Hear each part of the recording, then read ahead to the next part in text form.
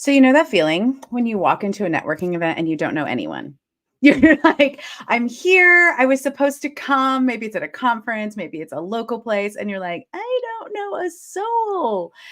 And then you end up in that spot where you're like, what am I supposed to do? Am I supposed to ask questions? I always like over talk. That's Jen Whitmer's MO of not awesome communication.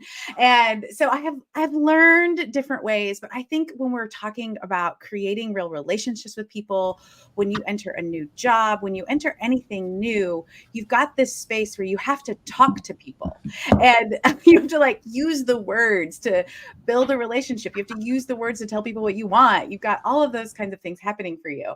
And we can get, at least me, sometimes a little tongue-tied. And I was thinking about when we're talking about communication skills as a leader, it's our primary engagement tool that we use at work, actually in any relationship.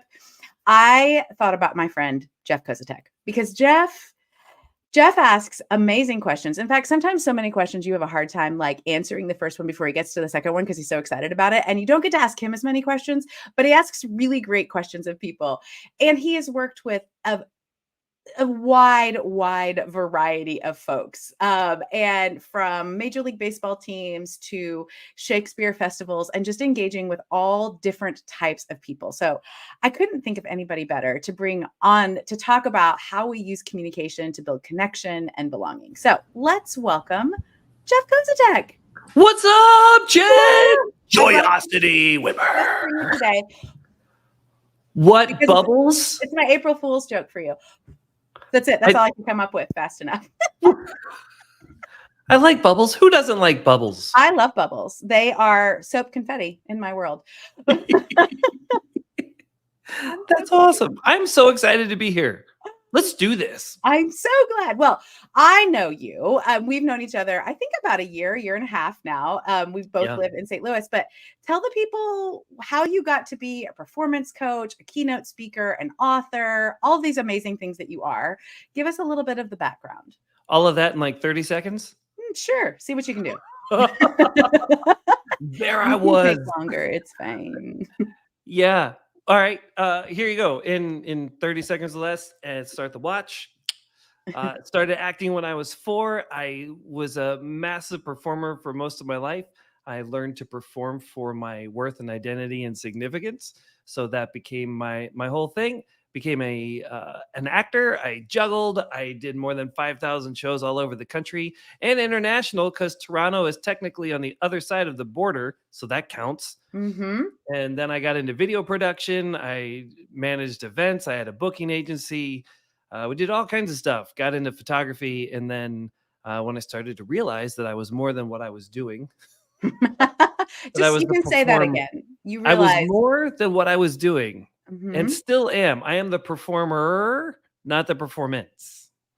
And once I realized that, I started to become consciously competent of how I was going about that. And now I help other people as a peak performance coach, helping them to separate their performance from who they are as a performer. Mm-hmm. And I also speak on that and do some other stuff.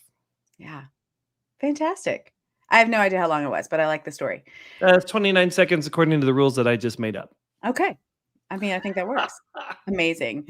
Well, you're already giving us a little peek into who you are as separating that hustling for your worth and trying to be the one who trying to get belonging and significance and identity from doing, which I think is part personality, but also part of how our society is structured. Unfortunately. Yes.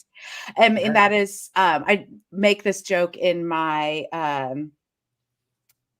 one of my keynotes that we even say somebody is a 0.75 FTE, like a full-time employee. We've divided them into a fraction because we're so focused on productivity and measuring the worth of a human in ways that humans were never designed to be valued and judged by. And I think it is such a common experience for so many people, even if it's not actually part of their personality and they're juggling to make people clap at them. So like, a lot of us. Yeah. It's a lot of us. Well, and for me, I'm a big values guy, certified with the Values Conversation, certified with John Maxwell team. Everybody's talking values. Like it's ingrained in my approach. And one of my big values is belonging. And when I growing up feeling like I wasn't enough or I wasn't included unless I did something, I very quickly, equated how I showed up to, hey, include me. I'm worth your time. Let me crack this joke, or let me do this, or watch me on the unicycle, or watch me walk on stilts, or whatever.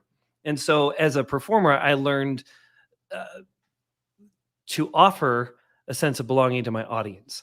There were the people that learn to communicate and entertain by saying, "Hey, watch me do this amazing thing," and then there's the other type of performer that says, "Hey, we're going to create this experience." And I found myself leaning more in that direction and Mhm. really looking at. Oh my gosh, why am I totally blanking on his last name? He's like a really big deal. Well, The I've yet Tonight to Show. develop mind reading, so I can't help you. Johnny Carson. I Oh, trade. I tell him. Let's just edit that out. Oh my gosh, sorry, it's like friend. saying I forgot Carol Burnett's last name. So Johnny Carson, like his whole thing was to set his guests up to Mhm. deliver the punchlines and make them look really good, and it was a way for them to feel like they belong, to invite them in. And so that was the approach I always took on stage. I would do my best to set up the audience to deliver the punchlines. I would bring up volunteers and set them up so that they were the ones that were getting all the laughs and getting all the applause. And in that way, really bringing the audience in. And Mhm. so it was less about me; it was more about the shared experience. And I think that style of communication, making that offer, uh, yeah, really helped bring people in. It was fun. I loved it. Yeah. Well, and it's such a way, I think, if we're gonna connect the dots to leadership, I think Mhm. there's so many leaders who believe this fallacy, one, that I have to have all the answers, and Yeah. that I'm the one that has to look good in order to keep my position. That's back to that earning your worth. I'm kind of, if you're listening live, are you curious about, like, I'm curious, does that happen to you? Like, have you ever been like, oh, I have to be the one that shows up. I have to be the knowledge person. And I think what Great. happens, a lot of people like me, this is my problem. I will then overtalk to overprove that I actually belong here. And so that my communication is backwards of I, like you on stage, am always wanting to bring people in. I don't get to bring up as many cool volunteers as you do though, but I have to learn some new skills to be able to do some of those things. But You you with just that invite them up on stage, Jen. That's it. And just see I what happens. see what happens. That I'm Yeah. okay with. I'm not sure if I can do things while standing on a ball. Like that part I'm sure I'm okay with. But when, like in this idea of that has also transformed my leadership when I realize I don't need to be the one who looks good all the time. If I can make the team look good, if this Yeah. is what we do together, then I don't have to prove it quite so much. Yeah. So, to get really nitty gritty, kind of down in some skills and talking about communication, we've already said, highlighting other people. Using Johnny Carson is such a great example. He had to think about, how do I say the words so the person is going to say the thing that gets the laugh? So, how do you translate that over to helping people get, how do people feel known, like that you connect with other people? How do you ask your questions, or what are some things that you do in communication to bring that out in other people? Because you're not sitting at Johnny Carson's desk. How do you do that in No. conversation? Well, in conversation, it's curiosity and asking questions. Hmm. But like, I genuinely want to know, which is why I won't let you ask me questions, Jen, because I really want the answers. Like, I'm genuinely curious to know, and a lot of times people aren't prepared for that. Because so many people don't ask.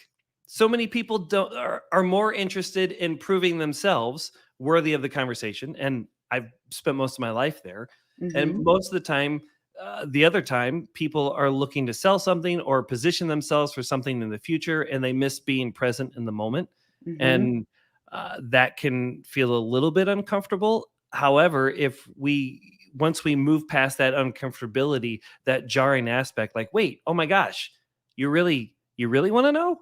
Then all of a sudden it takes it to a whole other level of deep connection and relationship building, and people do feel like they belong. Yeah.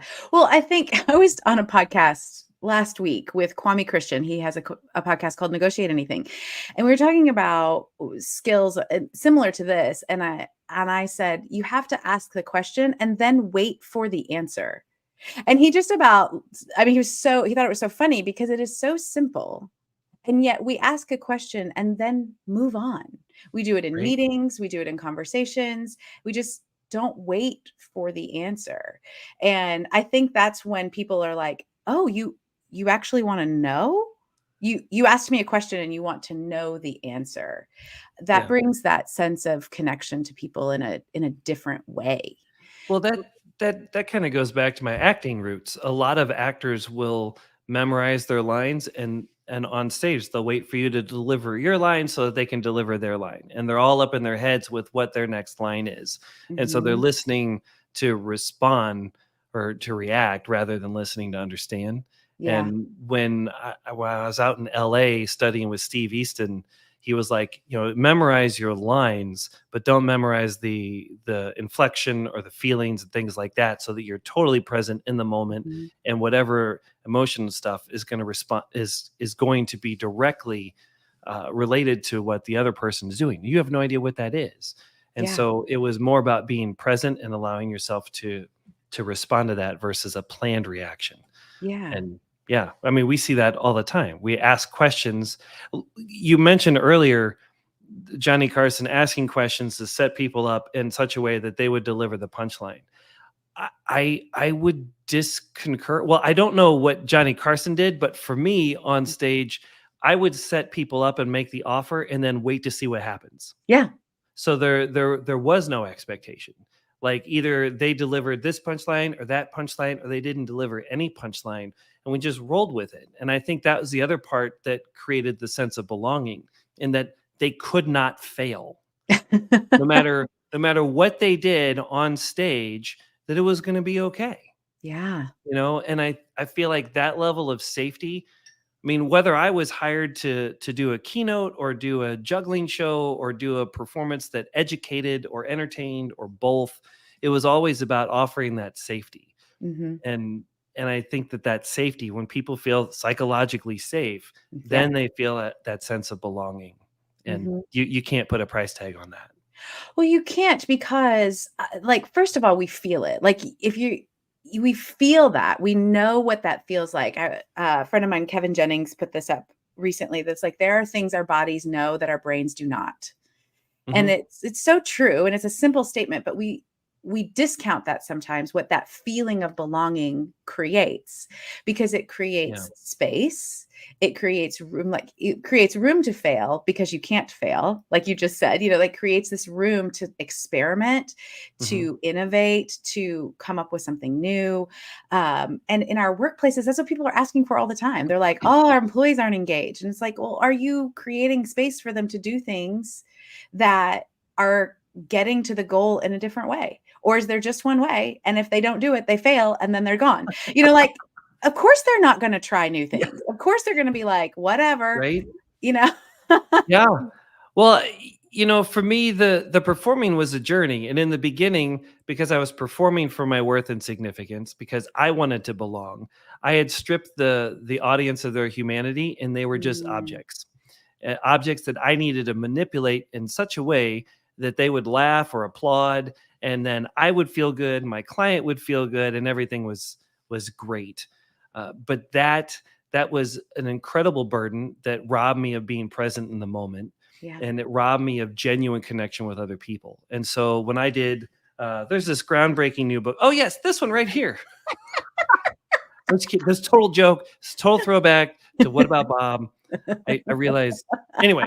So in this book, habit 11 is dead weight, and is dropping responsibility for other people and how they receive us or what they do.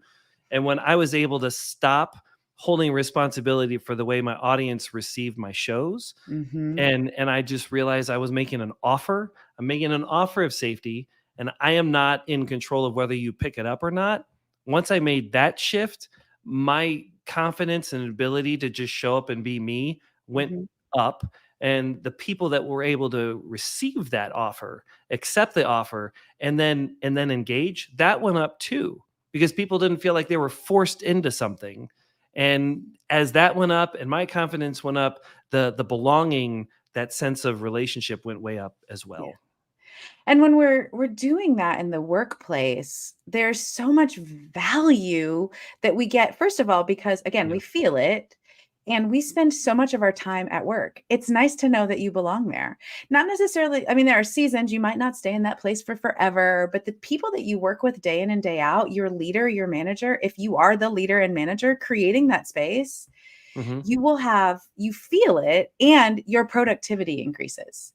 Like it's this direct connection to what people feel like when they feel heard, when they feel seen, they're invited into Hmm. something like you're describing, and productivity and profits. But Yeah. we don't make that connection all the time, even though there is a direct line from all of the research around how we, I mean, like we're not going to quote studies right now, but like all of the things as I'm Right. working on my book, I'm like, there is just everything says that when we communicate clear with people, we invite them in, as you're talking about, you are present in the moment and allow people the space to be a part of it. That's what increases people's productivity and ultimately their discretionary effort, their engagement and profits. Yeah, I'm gonna be talking more about this at the Enterprise Bank University's thing at the end of April. We'll do Mhm. this whole thing on communicating with confidence. But if we were to boil it down into something super duper simple, because I needed to communicate and create a sense of belonging with elementary school kids, with attorneys, with educators, with people in the healthcare industry, all these people, and I didn't have time to do their enneagrams. I didn't have time to figure out their personality types and all Yeah. this other stuff. I only had like 30, 45 minutes. So how do I do that? And I break it down, make it super simple. It's really offering safety through the Mhm. pillars of worth and trust, affirming worth in the other person and showing myself to be trustworthy. And a great way to affirm worth in other people is to ask questions, genuinely curious to know the answer, not ask questions to check a box. Like, Yes. I asked 3 questions, okay, I'm good. Yeah. Like, ask questions to really learn something new about the other person.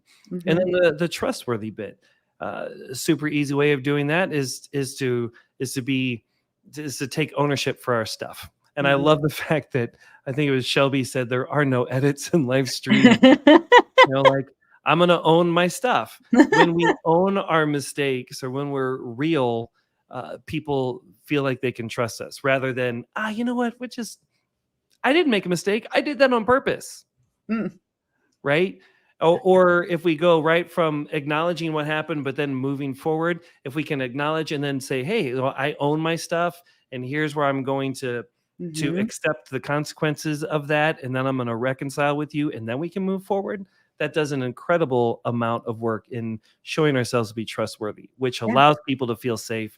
They drop their guard. We can have those deep conversations. Work gets done. Profits go up. Everybody's happy. Everybody's happy. And Yeah. I love the checkbox analogy because I've found myself coming back to that again and again. We want leadership, communication, whatever it is, to be Mhm. the quick start instructions you get, with your new whatever electronic. And here's your 4-step check, check, check, it all works.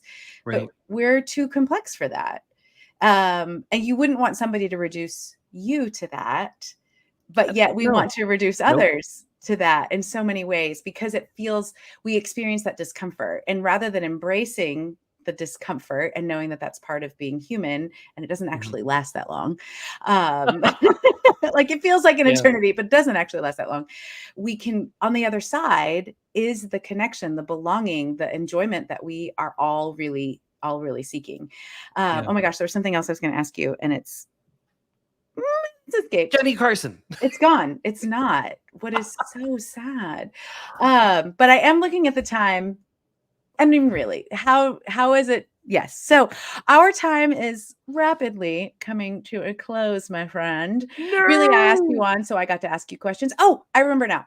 The curiosity space. So curiosity is one of my core values, Aw. and it is the emotional Yes. investment in closing the gap of knowledge, the gap between people. And so when you are Ooh. present, like what you were talking about, when you're actually emotionally present enough to say, I want to know, you don't have to come up with the next question. you're in it. I think that's our fear. Like, what if I don't know what to say? So, Yeah. I mean, how many times in this very live stream have we been like, I don't remember the word, and everybody's fine.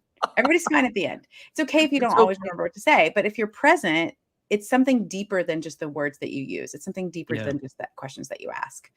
Which we So could talk more about on another podcast. we could. I think we are going to need a part 2. I think maybe next time we might have to do it in person. I'm not sure if the people can handle it. It would be so fun. Too much. We're both like, oh gosh. Okay, but really, really time. I want people to connect with you. You are so fantastic on LinkedIn. I always love reading your Aw. stuff and your stories. But so tell the other people how to find you. Here's something as well, and Oh, we yeah. can stay connected with you. Yeah. Well, easy way to connect with me is coreauthenticity.com. Coreauthenticity.com. You can find out all the stuff there about my coaching, my keynotes, the academy. You can listen to my podcast. You can buy my book. You do all kinds of crazy stuff. And there's lots of free things on there as well. And like I mentioned, that's where you can find out about the academy. Communicate to Succeed Academy. .com. We do that with Dallas Amsden, where we coach on communication, both communication skill set, how we communicate with others, and communication mindset, how we communicate with ourselves. It is amazing. I'm a little biased, but it's still amazing. It's amazing. Right? So great. Yeah. And Dallas, I need to nudge him and say, remember when you said you were going to come on the show? So maybe we'll just nudge Dallas because he would be another very Ooh, fun conversation. All 3 of us it together. would I'm be. not sure. It Oh, would be.